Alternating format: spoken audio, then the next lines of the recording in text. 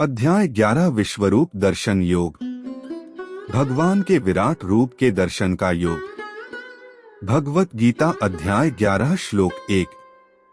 अर्जुन ने कहा, मुझ पर करुणा कर। आप द्वारा प्रकट किए गए परम गुह्य आध्यात्मिक ज्ञान को सुनकर अब मेरा मोह दूर हो गया है। अर्थात अर्जुन भगवान श्री कृष्ण की विभूतियों को सुनकर और उसी प्रकार से परम पुरुषोत्तम भगवान के दिव्य स्वरूप को जानकर भाव विभोर हो गया और उसे अनुभव हुआ कि अब उसका मोह भंग हो चुका है। उसने स्वीकार कर लिया कि श्री कृष्ण न केवल उसके प्रिय मित्र है बल्कि परम पुरुषोत्तम भगवान भी हैं। अब इस अध्याय के प्रारंभ में ही वह भगवान श्री कृष्ण द्वारा कृपा पूर्वक प्रकट किए गए ज्ञान को कृतज्ञता पूर्वक स्वीकार करता है। भगवत गीता अध्याय 11 श्लोक 2। मैंने आपसे सभी प्राणियों की उत्पत्ति और संहार के संबंध में विस्तार से सुना है। हे कमल नयन, मैंने आपकी अविनाशी महिमा को भी जाना है। अर्थात अर्जुन समस्त भौतिक अभिव्यक्तियों के उत्पन्न और नष्ट करने वाले स्रोत के रूप में उनकी महिमा की निरंतर पुष्टि कर रहा है। वह श्री कृष्ण को कमलपत्रक्ष कहकर संबोधित करता है। इसका तात्पर्य है जिसके नेत्र कमल के फूल के समान विशाल, कोमल, सुंदर और मतवाले हैं। उपर्युक्त श्लोक द्वारा अर्जुन सूचित करता है, हे श्री कृष्ण, मैंने आपसे आपकी अक्षय महिमा को सुना। यद्यपि आप सब में निवास करते हैं तथापि उनकी अपूर्णता से अछूते रहते हैं। यद्यपि आप परम नियंता हैं फिर भी आप अकर्ता हो और हमारे कर्मों के लिए उत्तरदायी नहीं होते। आप हमें कर्मों का फल प्रदान करते हैं और आप सबके लिए निष्पक्ष और समान रहते हैं। आप परम साक्षी और कर्मों का फल प्रदान करने वाले न्यायाधीश हो। इसलिए मैं निश्चय पूर्वक कहता हूं कि आप ही सभी प्राणियों की आराधना का परम लक्ष्य हो। भगवत गीता अध्याय 11 श्लोक 3। हे परमेश्वर, तुम वास्तव में वही हो जिसका आपने मेरे समक्ष वर्णन किया है। किंतु हे परम पुरुषोत्तम, मैं आपके विराट रूप को देखने का इच्छुक हूं।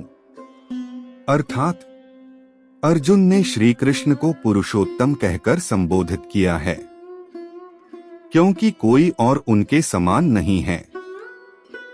प्रायः विद्वत जनों को शुष्क बौद्धिक विश्लेषण पर आधारित अपने मत के अनुसार भगवान के साकार रूप की संकल्पना को स्वीकार करना कठिन प्रतीत होता है।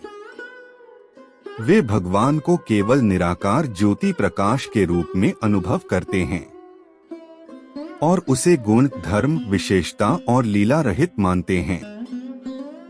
यदि हम अणु जीवात्माएं साकार व्यक्तित्व रूप से युक्त है तब फिर हमें परम प्रभु के साकार व्यक्तित्व को स्वीकार क्यों नहीं करना चाहिए। भगवान का केवल साधारण व्यक्तित्व ही नहीं है बल्कि विशिष्ट व्यक्तित्व भी है। इसलिए उन्हें परम पुरुषोत्तम कहा जाता है। भगवान और हमारे बीच असमानता यह है कि उनका व्यक्तित्व न केवल पूर्ण है बल्कि उनका सर्वत्र व्यापक निराकार रूप भी है जो गुण, रूप और लीला रहित है। अर्जुन स्पष्ट करता है कि वह भगवान के परम व्यक्तित्व को वैसा ही मानता है जैसा कि उन्होंने उसके समक्ष वर्णन किया है।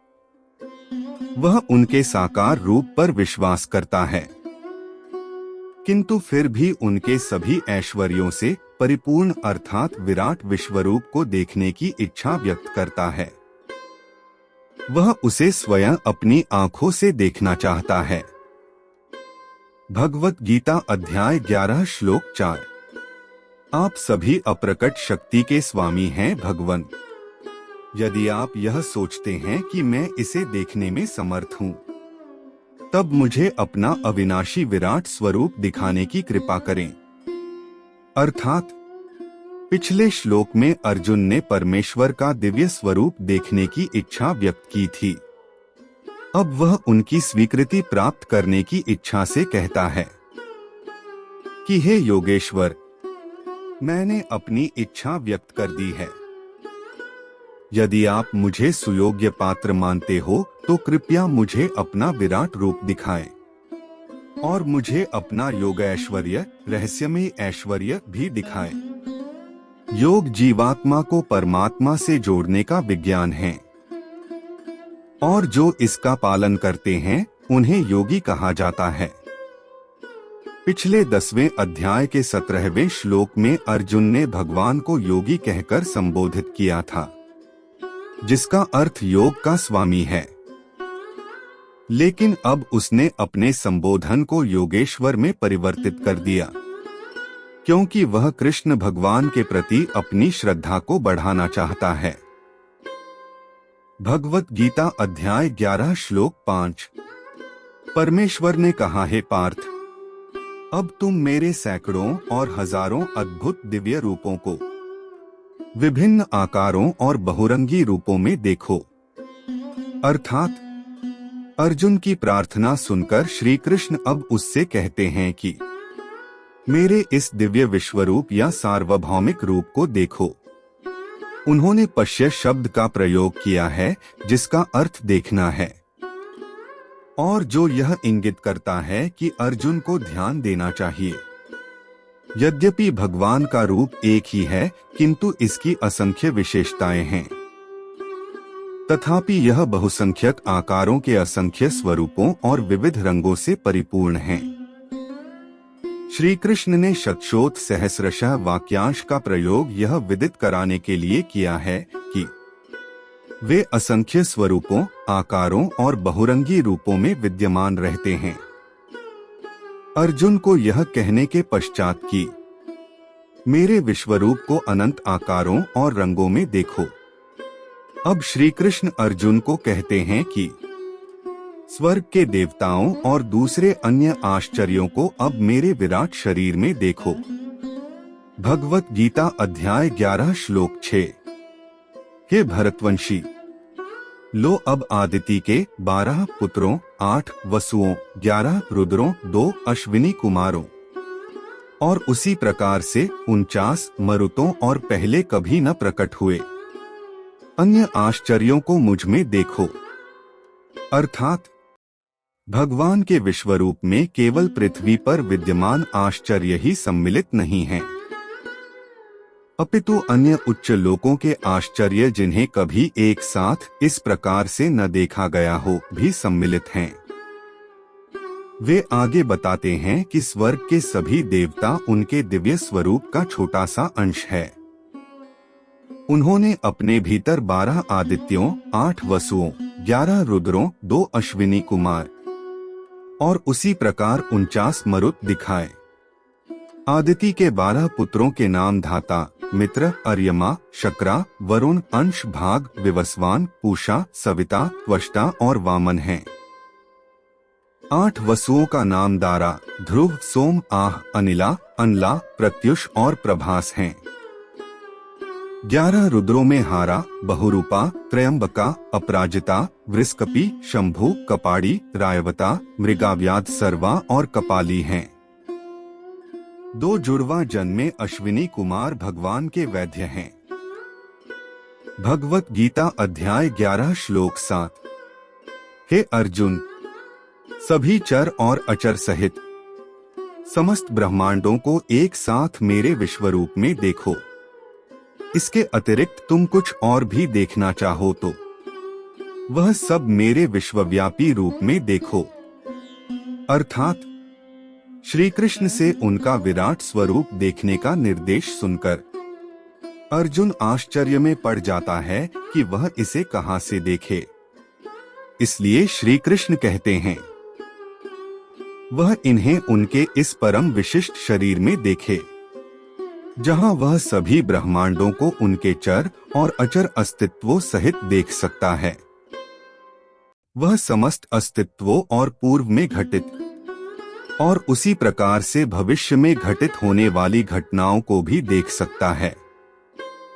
इस प्रकार से अर्जुन युद्ध में पांडवों की विजय और कौरवों के पराजय की घटना को भी देख सकता है, जो कि ब्रह्मांडों को प्रकट करने के लिए ब्रह्मांडीय योजना का एक अंश है।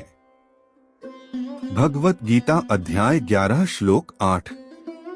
परंतु तुम अपनी आंखों से मेरे दिव्य ब्रह्मांडीय स्वरूप को नहीं देख सकते हो, इसलिए मैं तुम्हें दिव्य दृष्टि प्रदान करता हूं।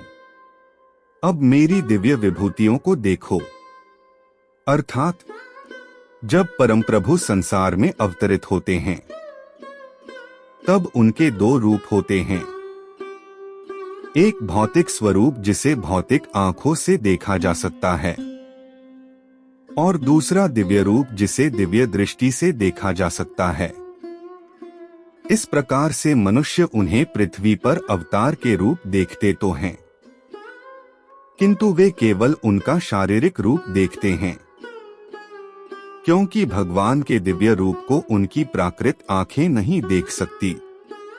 इसी कारण से जब भगवान पृथ्वी पर अवतार लेकर प्रकट होते हैं, उस समय भौतिक जगत की जीवात्माएं भगवान को पहचान नहीं पाती। श्री कृष्ण ने 9वें अध्याय के 11वें श्लोक में उल्लेख किया है, जब वे पृथ्वी पर साकार रूप में प्रकट होते हैं, उस समय अज्ञानी लोग उन्हें पहचान नहीं पाते। यही समान सिद्धांत उनके विश्वरूप पर भी लागू होता है। इसलिए अर्जुन उनका विराट रूप देखना चाहता है, परंतु अर्जुन कुछ नहीं देख सका क्योंकि उसकी आंखें भौतिक थीं। भौतिक आंखें उस सार्वभौमिक रूप को देखने में असमर्थ होती हैं और साधारण मनुष्य की बुद्धि उसे समझने के लिए समर्थ नहीं होती। इसलिए श्री कृष्ण कहते हैं कि वे अब उसे दिव्य दृष्टि प्रदान करेंगे, जिसके द्वारा उनके सार्वभौमिक रूप को उसके समस्त वैभवों सहित देखा जाना संभव हो सकेगा। दिव्य आध्यात्मिक दृष्टि प्रदान करने का कार्य भगवान की कृपा से संपन्न होता है। अपनी कृपा द्वारा भगवान जीवात्मा को अपनी दिव्य दृष्टि, दिव्य मन और अपनी दिव्य बुद्धि को जीवात्मा की प्राकृत दृष्टि, प्राकृत मन और प्राकृत बुद्धि के साथ जोड़ देते हैं। तब दिव्य इंद्रिय मन और बुद्धि से युक्त होकर जीवात्मा भगवान के दिव्य रूप को देखने का विचार कर उन्हें समझ सकती है। भगवत गीता अध्याय 11 श्लोक 9। संजय ने कहा, हे राजन, इस प्रकार से कहकर योग के स्वामी महायोगेश्वर श्री कृष्ण ने अर्जुन को दिव्य विश्वरूप दिखाया। अर्थात अर्जुन ने इस अध्याय के 4 श्लोक में श्री कृष्ण को योगेश्वर कहकर संबोधित किया था। अब वह एक विशेषण महा जोड़कर उन्हें सभी योगियों का भगवान कह संबोधित कर रहा है। संजय को अपने गुरु वेदव्यास से दूरदृष्टि का वरदान प्राप्त था। उसने भी अर्जुन की भांति भगवान श्री कृष्ण का विराट विश्वरूप देखा था। अगले 4 श्लोकों में संजय अर्जुन ने जो देखा था उसका वर्णन करता है। ऐश्वर्य शब्द का अर्थ वैभव है। भगवान का विराट विश्वरूप उनके ऐश्वर्यों की अभिव्यक्तियों से परिपूर्ण है और इसे देखने से भय, विस्मय और श्रद्धा उत्पन्न होती है। भगवत गीता अध्याय 11 श्लोक 10 से 11। अर्जुन ने भगवान के दिव्य विराट रूप में असंख्य मुख और आंखों को देखा। उनका रूप अनेक दैवीय आभूषण से अलंकृत था और कई प्रकार के दिव्य शस्त्रों को उठाए हुए था। उन्होंने उस शरीर पर अनेक मालाएं और वस्त्र धारण किए हुए थे, जिस पर कई प्रकार की दिव्य मधुर सुगंधियां लगी थी। वह स्वयं को आश्चर्यमय और अनंत भगवान के रूप में प्रकट कर रहे थे, जिनका मुख सर्वव्याप्त था। अर्थात संजय अनेक और अनंत शब्दों का प्रयोग कर श्री कृष्ण के दिव्य विश्वरूप का विस्तार पूर्वक वर्णन करता है। भगवान का विश्वरूप समस्त सृष्टि का शरीर है और इसलिए वह असंख्य मुखों, आंखों, मुंह, आकार, रंगों और रूपों से युक्त है। मनुष्य की बुद्धि सभी वस्तुओं को काल, स्थान और रूप के सीमित आधार पर ग्रहण करने की आदी होती है। भगवान के विश्वरूप में सभी प्रकार के असाधारण आश्चर्य और चमत्कार सभी दिशाओं में प्रकट होते हैं और यह सीमाओं, स्थान और समय से परे है। इसलिए समुचित रूप से इसे आश्चर्यजनक कहकर परिभाषित किया जा सकता है। भगवत गीता अध्याय 11 श्लोक 12। यदि आकाश में हजारों सूर्य एक साथ उदय होते हैं तो भी उन सबका प्रकाश भगवान के दिव्य तेजस्वी रूप की समानता नहीं कर सकता। अर्थात संजय अब भगवान के विश्वरूपी दिव्य तेज का वर्णन करता है। इसकी चकित कर देने वाली दीप्ति का आभास कराने के लिए वह मध्याह्न में एक साथ हजारों चमकते हुए सूर्यों के प्रकाश से इसकी तुलना करता है। वास्तव में भगवान की प्रभा असीमित है और इसे सूर्य के तेज के साथ परिमाणित नहीं किया जा सकता। प्रायः वक्ता अप्रकट का वर्णन प्रकट के बहिर्वेशन द्वारा करते हैं। संजय ने यहाँ हजारों सूर्यों की उपमा देकर अपने अनुभव को व्यक्त किया है कि भगवान के विश्वरूप के तेजस्व के समतुल्य कोई नहीं है। भगवत गीता अध्याय 11 श्लोक 13। अर्जुन ने देवों के देव के उस दिव्य शरीर में एक ही स्थान पर स्थित समस्त ब्रह्मांडों को देखा। अर्थात भगवान के विश्वरूप के चमत्कारी दृश्यों का वर्णन करने के पश्चात संजय कहता है कि यह संपूर्ण विश्व को समेटे हुए हैं। इससे अधिक आश्चर्य यह है कि अर्जुन ने श्री कृष्ण के शरीर में समग्र अस्तित्वों का अवलोकन किया। उसने अनंत ब्रह्मांडों की समस्त सृष्टि को उनकी बहुसंख्यक आकाश गंगाओं और ग्रह प्रणालियों सहित परमेश्वर के दिव्य शरीर के एक अंश में देखा। अपने बचपन की लीलाओं के दौरान श्री कृष्ण ने अपनी मां यशोदा को भी अपना विराट रूप दिखाया था। परम प्रभु अपने रहस्यमयी वैभव को छिपाकर भक्तों को आनंद प्रदान करने हेतु एक छोटे बालक की भूमिका निभा रहे थे। श्री कृष्ण को अपना पुत्र समझकर यशोदा माता ने उन्हें बार बार लगातार मना करने के पश्चात भी मिट्टी खाने के लिए कठोर दंड दिया और उन्हें अपना मुंह खोलने को कहा ताकि वह देख सकें कि उन्होंने मिट्टी खाई है या नहीं।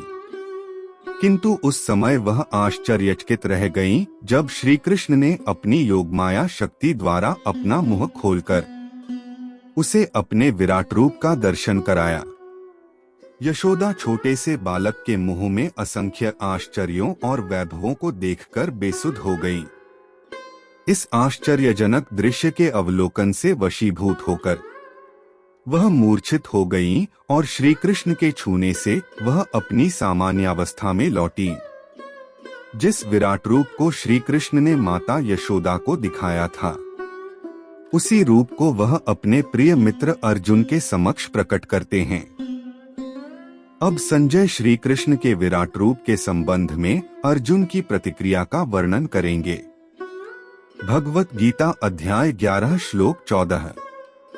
विश्वरूप दर्शन योग तब आश्चर्य में डूबे अर्जुन के शरीर के रोंगटे खड़े हो गए और वह मस्तक को झुकाए भगवान के समक्ष हाथ जोड़कर इस प्रकार प्रार्थना करने लगा।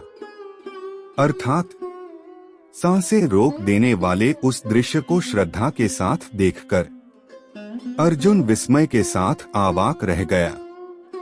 इस दृश्य ने आनंद के आवेग से उत्पन्न उसके हृदय की भक्तिमय तंत्रियों को झकझोर दिया। भक्तिमय मनोभावों द्वारा अनुभव किया गया उत्साह कभी कभी शारीरिक लक्षणों हाव भावों में प्रदर्शित होता है। भक्ति ग्रंथों में ऐसे 8 लक्षणों या अष्ट सात्विक भाव का वर्णन किया गया है। जो कभी कभी भक्तों में प्रकट होते हैं जब उनका हृदय भक्ति से रोमांचित हो जाता है। स्तंभवत होना, स्वेद, स्वरभंग, कंपन, विवर्णता, भस्मवर्ण होना, अश्रुपात और प्रलय, मूर्छा, ये सब शारीरिक लक्षण हैं जिनके द्वारा हृदय में कभी कभी अगाध प्रेम प्रकट होता है। यही अर्जुन ने अनुभव किया था, जिससे उसके शरीर के रोमकूप सिहरने लगे। श्रद्धा के साथ नतमस्तक होकर और हाथ जोड़कर अर्जुन ने यह शब्द कहे। अर्जुन ने क्या कहा, इसका वर्णन आगे 17 श्लोकों में किया जाएगा। भगवत गीता अध्याय 11 श्लोक 15। अर्जुन ने कहा, मैंने आपके शरीर में सभी देवताओं और विभिन्न प्रकार के जीवों को देखा। मैंने वहां कमल पर आसीन ब्रह्मा और शिव तथा सभी ऋषियों और स्वर्ग के सर्पों को देखा। अर्थात अर्जुन ने कहा कि स्वर्गलोक सहित मैं तीनों लोकों के बहुसंख्यक जीवों को देख रहा था। कमलासनस्थन शब्द का प्रयोग ब्रह्मा के लिए किया गया है, जो ब्रह्मांड के वृत्ताकार कमल के फूल पत्तों पर आसीन थे। भगवान शिव, विश्वामित्र जैसे ऋषि और वासुकी जैसे सर्प सभी भगवान के विराट रूप में दिखाई दे रहे थे। भगवत गीता अध्याय 11 श्लोक 16। मैं सभी दिशाओं में अनगिनत भुजाएं, उदर, मुंह और आँखों के साथ आपके सर्वत्र फैले हुए अनंत रूप को देखता हूँ। हे ब्रह्मांड के स्वामी, आपका रूप अपने आप में अनंत है। मुझे आप में कोई आरंभ, मध्य और अंत नहीं दिखता। अर्थात अर्जुन ने इस श्लोक में 2 संबोधनों का प्रयोग किया है। विश्वेश्वर, जिसका अर्थ ब्रह्मांड के नियामक, और विश्वरूप का अर्थ सार्वभौमिक रूप है। अर्जुन ने कहा कि हे श्री कृष्ण, ब्रह्मांड में केवल आपकी अभिव्यक्ति के सिवाय और कुछ नहीं है, और आप परम गुरु भी हैं।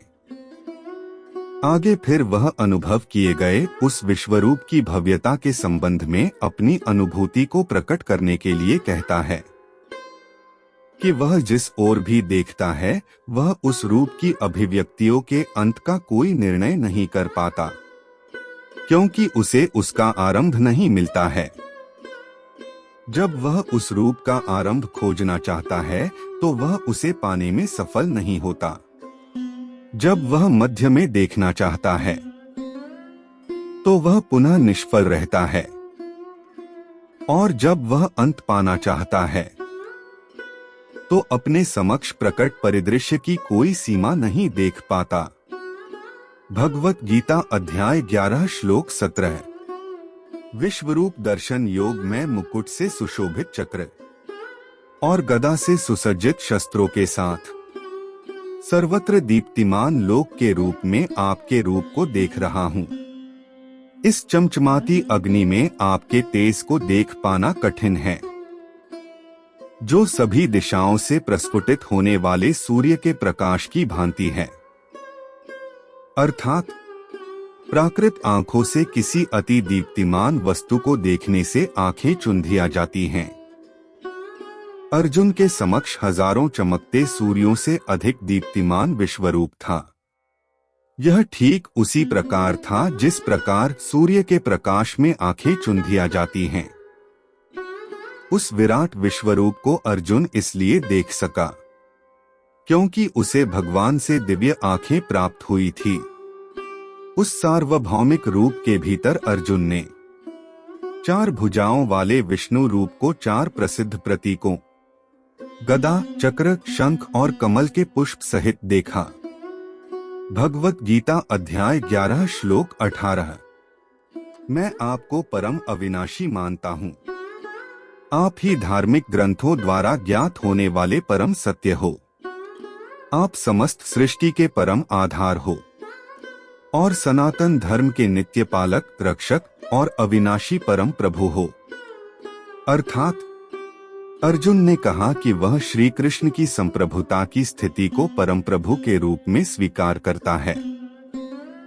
जो समस्त सृष्टि के आश्रय हैं और जो सभी शास्त्रों के माध्यम से जाने जाते हैं। कठोपनिषद में वर्णन किया गया है। सभी वैदिक मंत्रों का उद्देश्य हमें भगवान की ओर सम्मुख करना है। वे सभी वेदों के अध्ययन का विषय हैं।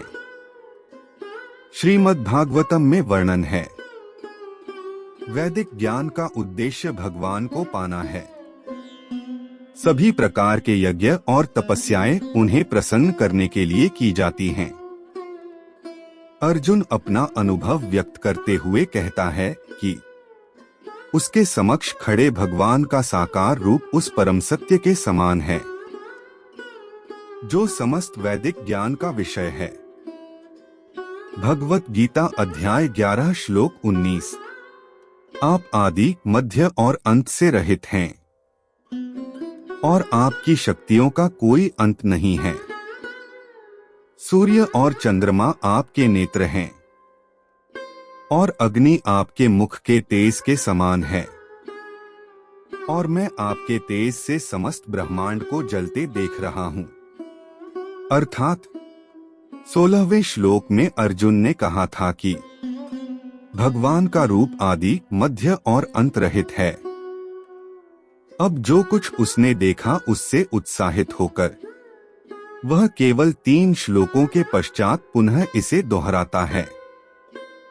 यदि किसी कथन को विस्मय के कारण दोहराया जाता है तो उसे चमत्कार की अभिव्यक्ति के रूप में लेना चाहिए और उसे साहित्यिक दोष नहीं समझना चाहिए। उदाहरणार्थ, किसी सांप को देखने के पश्चात कोई चिल्लाकर कहता है, देखो सांप सांप सांप। इसी प्रकार अर्जुन भी आश्चर्यचकित होकर अपने कथनों को दोहराता है। भगवान वास्तव में आदि और अंत से रहित हैं, क्योंकि स्थान, काल, कारण, कार्य संबंध उन्हीं के प्रभुत्व में हैं। इसलिए वे उनके परिणाम से परे हैं। इसके अतिरिक्त सूर्य, चंद्रमा और तारे अपनी ऊर्जा भगवान से प्राप्त करते हैं। इस प्रकार वे भगवान ही हैं जो संपूर्ण ब्रह्मांड के इन तत्वों द्वारा गर्मी प्रदान करते हैं। भगवत गीता अध्याय 11 श्लोक 20। हे सभी जीवों के परम स्वामी, स्वर्ग और पृथ्वी के बीच के स्थान और सभी दिशाओं के बीच आप अकेले ही व्याप्त हैं।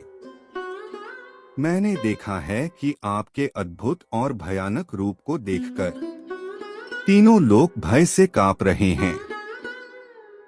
अर्थात अर्जुन कहता है कि हे सर्वव्यापी भगवान, आप सारी पृथ्वी और उसके ऊपर आकाश और उसके बीच के स्थान में सभी 10 दिशाओं में व्याप्त हैं। सभी जीव आपके भय से कांपते दिखाई दे रहे हैं। तीनों लोग भगवान के विश्वरूप के समक्ष क्यों थरथरा रहे हैं, जबकि उन्होंने भगवान का विश्वरूप देखा ही नहीं है।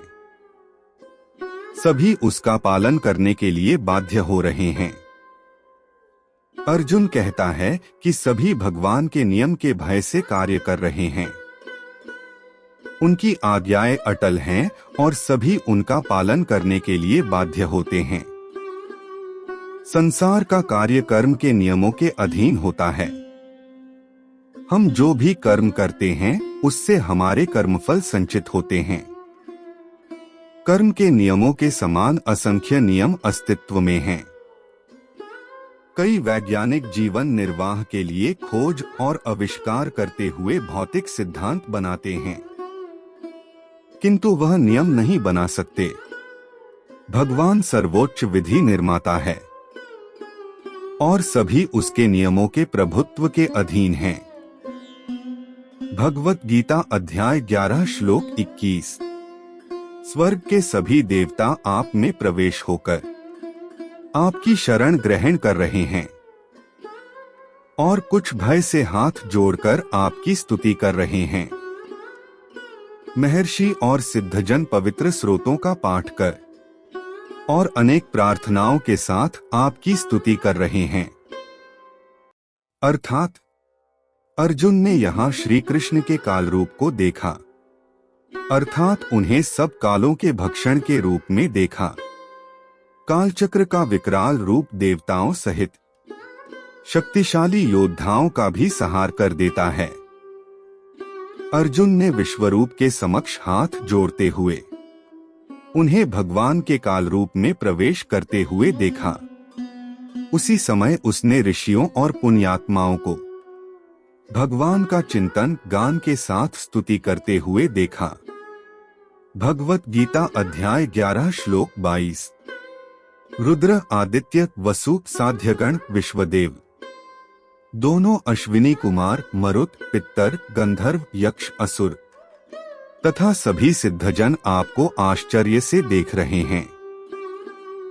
अर्थात ये सभी महान विभूतियां भगवान की शक्ति से ही अपनी पदवियां पाती हैं और भगवान द्वारा सौंपे गए कर्तव्यों का सृष्टि के नियमों के अंतर्गत कृतज्ञता से पालन करती हैं। अतः इनके लिए उल्लेख किया गया है कि ये सब भगवान के ब्रह्मांडीय रूप को आश्चर्यचकित होकर देख रहे हैं। भगवत गीता अध्याय 11 श्लोक 23। हे सर्वशक्तिमान भगवान, अनेक मुख, नेत्र, भुजा, जांघें, पांव, पेट तथा भयानक दांतों सहित आपके विकराल रूप को देखकर समस्त लोग भय से त्रस्त है और उसी प्रकार से मैं भी। अर्थात सभी ओर प्रभु के असंख्य हाथ, टांगे, मुख और उदर दिखाई दे रहे थे। परम सत्ता के हजारों सिर, हजारों आंखें और हजारों पांव हैं। उन्होंने समस्त ब्रह्मांड को अपने आवरण में समेट रखा है, किंतु फिर भी वे इससे परे हैं। वह सब मनुष्यों में लगभग नाभि से 10 अंगुल ऊपर हृदय कमल में रहते हैं। वे जो उन्हें देख रहे हैं और जो उन्हें देख चुके हैं, भयभीत हो चुके और भयतीत हो रहे, ये सभी भगवान के विश्वरूप के भीतर हैं। कठोपनिषद में पुनः वर्णन किया गया है। भगवान के भय से अग्नि जलती है और सूर्य चमकता है। उन्हीं के भय के कारण वायु प्रवाहित होती है और इंद्र धरती पर वर्षा करता है। यहाँ तक कि मृत्यु का देवता यमराज भी भगवान के समक्ष भय से कांपता है। भगवत गीता अध्याय 11 श्लोक 24। हे विष्णु भगवान, आकाश को स्पर्श करते हुए बहुरंगों, दीप्तिमान मुख फैलाए और चमकती हुई असंख्य आंखों से युक्त आपके रूप को देखकर मेरा हृदय भय से कांप रहा है और मैंने अपना सारा धैर्य और मानसिक संतुलन खो दिया है। अर्थात भगवान के ब्रह्मांडीय रूप को देखकर अर्जुन की श्री कृष्ण के साथ संबंध की प्रकृति परिवर्तित हो गई। पहले वह उन्हें अपने अंतरंग मित्र के रूप में देखता था और उनका परस्पर व्यवहार एक सहयोगी की भांति था। यह प्रेम की प्रकृति है। यह मन को इतनी गहनता से तल्लीन कर देता है कि भक्त अपने प्रियतम भगवान की वास्तविक सर्वज्ञता को भूल जाता है। यदि वह औपचारिकता बनाए रखता है, तब वह प्रेम में परिपूर्णता प्रकट करने में असमर्थ रहता है। उदाहरणार्थ, एक पत्नी अपने पति से गहन प्रेम करती है। यद्यपि वह किसी राज्य का राज्यपाल हो, तब भी पत्नी उसे पति के रूप में ही देखती है और इसी कारण से वह उससे घनिष्ठ संबंध बनाने में सफल हो सकती है। यदि उसकी बुद्धि यह निर्णय कर लेती है कि उसका पति तो राज्यपाल है, फिर जब भी वह उसके सामने आएगा, उसे तब उसकी सेवा के लिए तत्पर रहना और औपचारिक रूप से उसका अधिक सम्मान करना होगा। इसलिए प्रियतम की औपचारिक स्थिति का ज्ञान प्रेम की भावनाओं में डूब जाता है। इस प्रकार की स्थिति भगवान के प्रति समर्पण भक्ति की दशा में होती है। ब्रिज के ग्वालबाल ने श्री कृष्ण को अपने अंतरंग सखा के रूप में देखते थे। जगतगुरु श्री कृपालु जी महाराज ने उनकी श्री कृष्ण के साथ की गई लीलाओं में इसका अति सुंदर चित्रण किया है। श्री कृष्ण और उनके ग्वाल बाल सखाओं के बीच मधुर प्रेम को तो देखो कि वे परस्पर खेलते हैं, और जब श्री कृष्ण खेल में हार जाते हैं तो वह भूमि पर बैठकर घोड़ा बनते हैं और सखा उनकी सवारी करते हैं। अगर ग्वाल सखाओं को यह बोध हो जाता कि श्री कृष्ण भगवान थे, तब वे कभी ऐसा करने का साहस नहीं करते। इसी प्रकार भगवान भी अपने भक्तों के अंतरंग संबंध को पसंद करते हैं, जिससे कि वे उनके साथ प्रिय मित्र के संबंध को निभा सके। जब श्री कृष्ण ने पृथ्वी पर प्रसिद्ध गोवर्धन पर्वत उठाने की लीला की, जिसमें उन्होंने स्वर्ग के राजा और वर्षा के देवता इंद्र द्वारा ब्रिज भूमि पर की गई मूसलाधार वर्षा से ब्रिजवासियों की रक्षा करने के लिए गोवर्धन पर्वत को अपनी बाएं हाथ की छोटी उंगली से उठा लिया था, तब उनकी इस लीला से उनके ग्वाल बाल मित्र प्रभावित नहीं हुए थे। उनकी दृष्टि में श्री कृष्ण केवल उनके प्रिय मित्र थे, और इसलिए उन्होंने विश्वास नहीं किया कि श्री कृष्ण ने पर्वत उठाया था। जगतगुरु श्री कृपालु जी महाराज ने इसका अत्यंत सुंदर चित्रण किया है। जब श्री कृष्ण ने गोवर्धन पर्वत को अपने बाएं हाथ की छोटी उंगली से उठाया, तब उनके ग्वाल सखाओं ने गोवर्धन पर्वत के तल पर छड़ी लगा दी और सोचने लगे कि वास्तव में उन्होंने इस पर्वत को उठाया था। तत्पश्चात इंद्र अपनी पराजय स्वीकार करते हुए हाथी पर बैठकर वहां आया। उसने श्री कृष्ण को परमात्मा के रूप में पहचाने बिना मूसलाधार वर्षा करने के लिए क्षमा मांगी। जब ग्वालबालों ने वहां स्वर्ग के राजा इंद्र को आते देखा, जो उनके मित्र के प्रति श्रद्धा व्यक्त करते हुए अपनी भूल के लिए क्षमा मांग रहा था, तब उन्हें बोध हुआ कि श्री कृष्ण भगवान हैं, और उन्होंने दूर से श्री कृष्ण को भय से देखना आरंभ कर दिया। उनकी मित्रता को भक्ति भावना, भय और श्रद्धा में परिवर्तित होता देखकर श्री कृष्ण को शोक हुआ। हमारे भीतर परस्पर प्रेम का आनंद समाप्त हो चुका है। वे अब मुझे भगवान समझने लगे हैं। अतः उन्होंने अपनी योगमाया शक्ति द्वारा ग्वालबालों ने जो भी देखा था उसे विस्मृत करा दिया, और तब वे पुनः अनुभव करने लगे कि श्री कृष्ण उनके मित्र के अलावा कुछ भी नहीं हैं। अर्जुन श्री कृष्ण का सखा भाव वाला भक्त था। श्री कृष्ण के साथ उसका व्यवहार एक मित्र जैसा था। इसीलिए उसने श्री कृष्ण को अपने रथ का सारथी बनाना स्वीकार किया था। अगर उसकी भक्ति इस सत्य से प्रेरित होती कि श्री कृष्ण समस्त सृष्टि के परम स्वामी हैं, तब अर्जुन उनसे कभी ऐसी निम्न सेवा न करवाता। लेकिन अब उनके अनंत वैभव और कल्पनातीत समृद्धि को देखकर श्री कृष्ण के प्रति उसका भातृत्व भाव भय में परिवर्तित हो गया। भगवत गीता अध्याय 11 श्लोक 25। प्रलय के समय की प्रचंड अग्नि के सदृश तुम्हारे अनेक मुखों के विकराल दांतों को देखकर मैं भूल गया हूँ कि मैं कहाँ हूँ और मुझे कहाँ जाना है। हे देवेश, आप ब्रह्मांड के आश्रयदाता हैं, कृपया मुझ पर करुणा करो। अर्थात अर्जुन ने श्री कृष्ण के जिस विश्वरूप को देखा, वह केवल श्री कृष्ण के व्यक्तित्व के अन्य स्वरूप हैं और उनसे भिन्न नहीं हैं।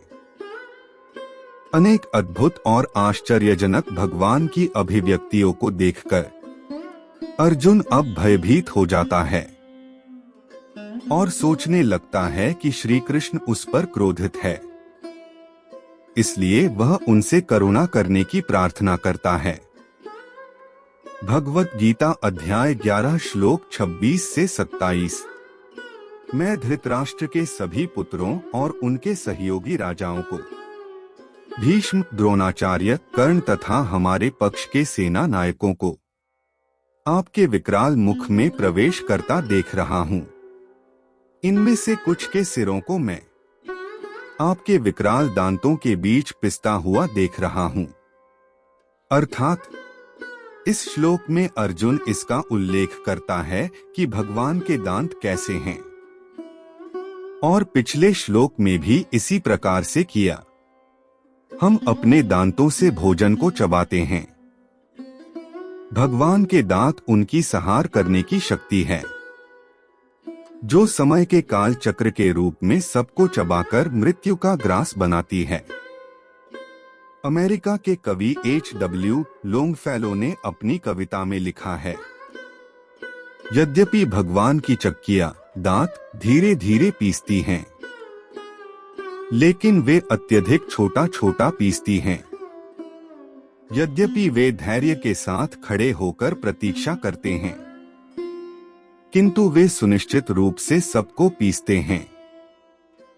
अर्जुन ने कौरवों के सेना नायक भीष्म, द्रोणाचार्य और अपनी सेना के सेना नायकों को तीव्रता से भगवान के मुख में प्रवेश करते हुए और उनके दांतों के बीच आते हुए देखा। उसने भगवान के विश्वव्यापी रूप में निकट भविष्य को देखा, क्योंकि भगवान काल की सीमाओं से परे हैं। इसलिए भूत, वर्तमान और भविष्य उनमें किसी भी समय दिखाई देते हैं। भीष्म, जो कौरवों और पांडवों के प्रपितामह शांतनु और गंगा के पुत्र थे, अपने पिता के पुनर्विवाह में सहायता करते हुए उन्होंने राज्य सिंहासन का त्याग करने और जीवन पर्यंत ब्रह्मचर्य का पालन करने की प्रतिज्ञा ली थी। भीष्म भली भांति जानते थे कि दुर्योधन दुष्ट है और वह पांडवों के अधिकार को छीनना चाहता है। इसके पश्चात भी वे दुर्योधन का समर्थन करते रहे। श्रीमद् भागवतम में भीष्म द्वारा भगवान को की गई प्रार्थना का वर्णन किया गया है।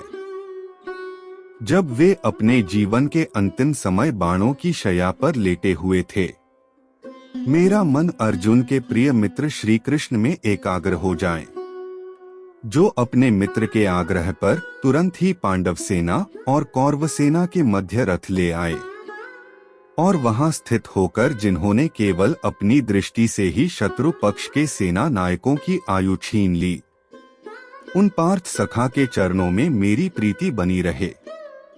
अतः भीष्म पितामह को स्वयं बोध था कि भगवान के विरुद्ध युद्ध लड़ने का परिणाम मृत्यु होगा।